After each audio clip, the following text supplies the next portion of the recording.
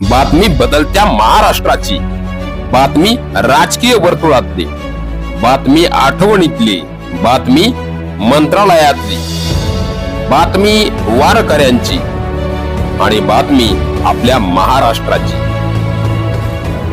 आपला महाराष्ट्र तेज महाराष्ट्र, पाहत रहा तेज महाराष्ट्र न्यूज। आटपाडीच्या तहसीलदारांचा निवाडा शेतकऱ्याला देशोधडीला लावणारा।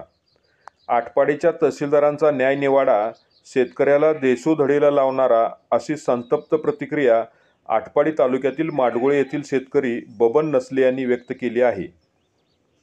आटपाडीचे तहसीलदार यांच्या समक्ष मामलेदार कोर्ट ॲक्ट 1906 चे कलम 5 अंतर्गत माडगुळे येथील उत्तम आनंदा नसले, भानुदास आनंदा नसले, भगवान तुकाराम नसले, प्रल्हाद अशोक नसले, सीताराम अशोक नसले यांनी माडगुळे येथील गट नंबर 250 व 251 यातील विहिरीवर व जमिनीमध्ये येण्या जाण्यासाठी मूळ सर्वे नंबर 55 म्हणजेच गट नंबर 248 च्या पूर्व हद्दीतून दक्षिण उत्तर येण्या जाण्यासाठी रस्ता मिळावा असा दावा गट नंबर 248 चे मालक बबन नाना नसले व अमोल बबन नसले यांच्या विरुद्ध दाखल केला होता।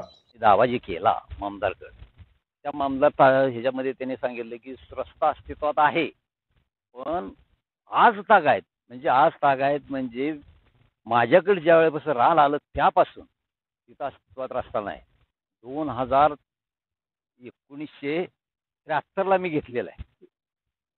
1973ला मी हे रान घेतलेलं आहे, तेव्हापासून इथं अस्तित्वात रस्ता नाही।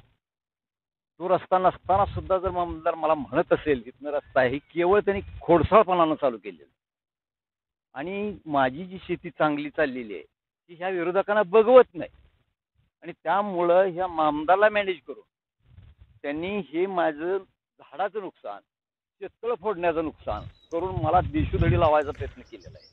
सदर दाव्याच्या अनुषंगाने आटपाडीतील तहसीलदार सागर ढवळे यांनी 13 नोव्हेंबर 2023 रोजी प्रत्यक्ष स्थळ पाहणी केली होती। त्यावेळी त्या ठिकाणी कोणताही रस्ता यापूर्वी वापरात होता असा कोणताही पुरावा त्यांना त्यावेळी दिसून आला नाही। सदर दाव्याची शेवटी सुनावणी 19 नोव्हेंबर 2023 रोजी तहसील कार्यालयामध्ये घेण्यात आली होती।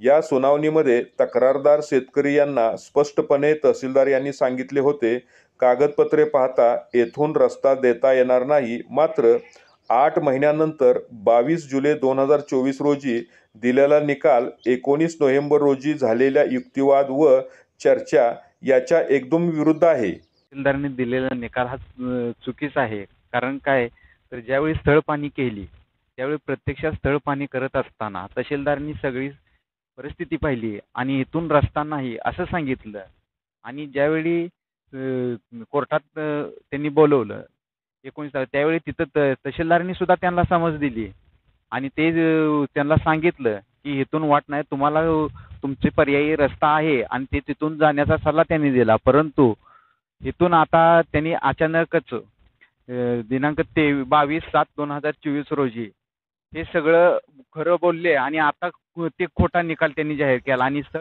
तहसीलदार यांनी दिलेल्या निकालामध्ये म्हटलं आहे, येण्या जाण्याचा रस्ता नांगरून अडथळा निर्माण केला आहे, तो तात्काळ दूर करावा। मात्र सध्या व यापूर्वीही येथून रस्ता होता असा कोणताही पुरावा नाही। शिवाय रस्ता नांगरला असे आदेशामध्ये म्हटले आहे। ज्या जागेवरती रस्ता आहे असं आदेशामध्ये म्हटलं आहे त्या जागेवरती पाहिलं तर शेवग्याची झाडं आहेत व शेततळ्याचा बांध आहे अशी प्रत्यक्षात वस्तुस्थिती आहे। सदरचं शेततळ हे बबन नसले या शेतकऱ्याला शासकीय योजनेतून 2017 मध्ये मंजूर झालेलं आहे।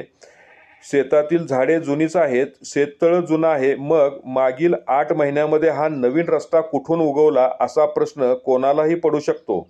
मध्ये सांगितलं की तुम्ही पडळकराकडून फोन लावलाय, तुम्ही बापूसाहेबाकडून फोन लावलाय, पण मी खरा आहे तो न्याय देणार आहे। मग त्याने खरा न्याय द्यायचा ऐवजी सोडून आता तो चुकीचा न्याय दिलेला आहे। कायदा हा गोरगरिबांना न्याय देण्यासाठी बनवलेला आहे, परंतु अशा पद्धतीने कायद्याचे पालन करणारे सोयीनुसार कायद्याचा वापर करून न्यायनिवाडे करत असतील तर सर्वसामान्यांनी न्याय मागावा की नाही हा प्रश्न पडल्याशिवाय राहत नाही। ही सगळा निकाल हा त्यांच्या मनमानीप्रमाणे त्यांनी केलेला आहे आणि त्यांनी खुर्चीचा वापर करून सर्वसामान्य जनतेला त्रास देण्याशिवाय दुसरा काही केलेलं नाही आणि पैशाच्या जोरावर किंवा कोणत्या राजकीय दबावाखाली येऊन हा सगळं निर्णय दिलेला आहे त्यांनी आणि त्याच्यामुळं आम्हाला मानसिक आणि शारीरिक त्रास यांनी देण्याच्या हेतूने आणि आमचे खच्चीकरण करून आमची प्रगती खुंटवण्याच्या दृष्टीने हा सगळा केलेला उठाठाप आहे.